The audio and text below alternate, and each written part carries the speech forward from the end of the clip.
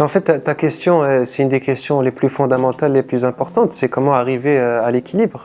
L'équilibre entre les sens, l'équilibre dans les émotions, l'équilibre dans la vie, l'équilibre dans les interactions avec le monde, l'équilibre avec soi-même.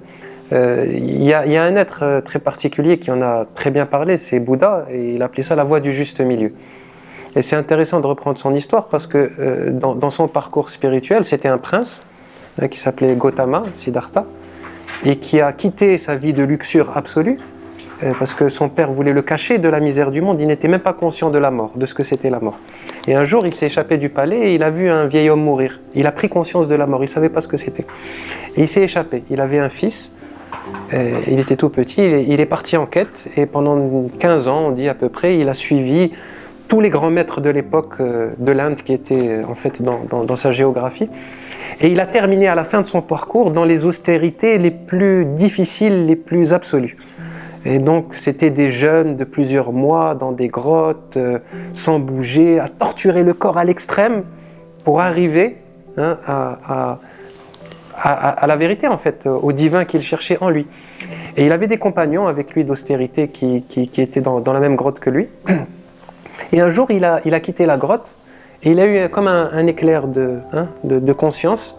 Il est parti boire de l'eau parce qu'il n'avait pas bu de l'eau et c'était presque un mort-vivant. Et pendant qu'il buvait de l'eau de la rivière, il y a une barque qui est passée. Il y avait un maître de sitar qui enseignait avec des enfants. Et il a entendu le maître de sitar dire pour avoir la bonne note, il faut que la corde ne soit pas trop tendue, mais il ne faut pas qu'elle soit trop détendue non plus. Il faut arriver au juste milieu pour que la note puisse vibrer. Et là, il a eu comme une révélation. Et il a compris la voie du juste milieu. Il est parti s'asseoir sous un arbre. Et donc il s'est dit c'est important que je sois confortable. Si je suis mal, je ne vais pas pouvoir y arriver. Donc il s'est fait un petit coussin. Des enfants lui ont ramené à manger. Et en 3 mois, il a atteint l'éveil. L'éveil absolu qu'il appelle le Nibbana.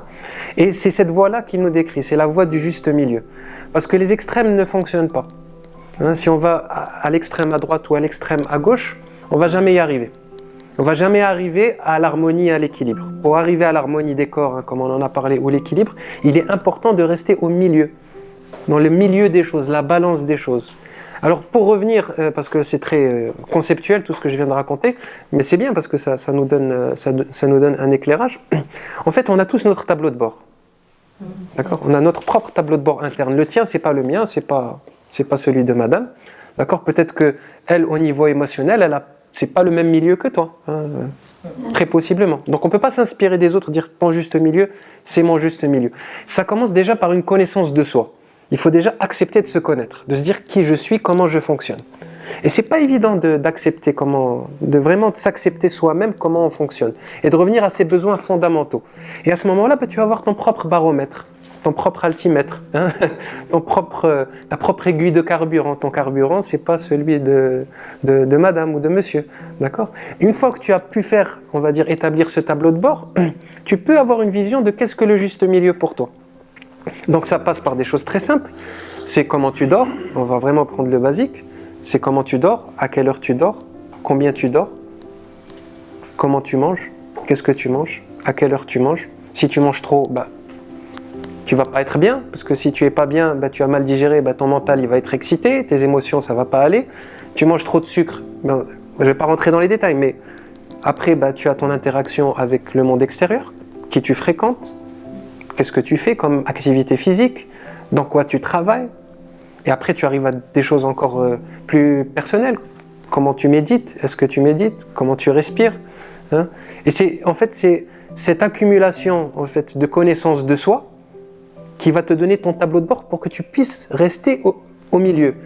Et une fois que tu as un bon tableau de bord, tu peux avoir un monitoring qui marche.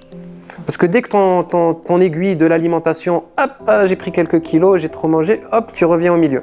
Oh là, j'ai l'émotionnel, je suis trop débordant, là on va calmer un peu, je reviens au milieu. Là j'ai trop réfléchi.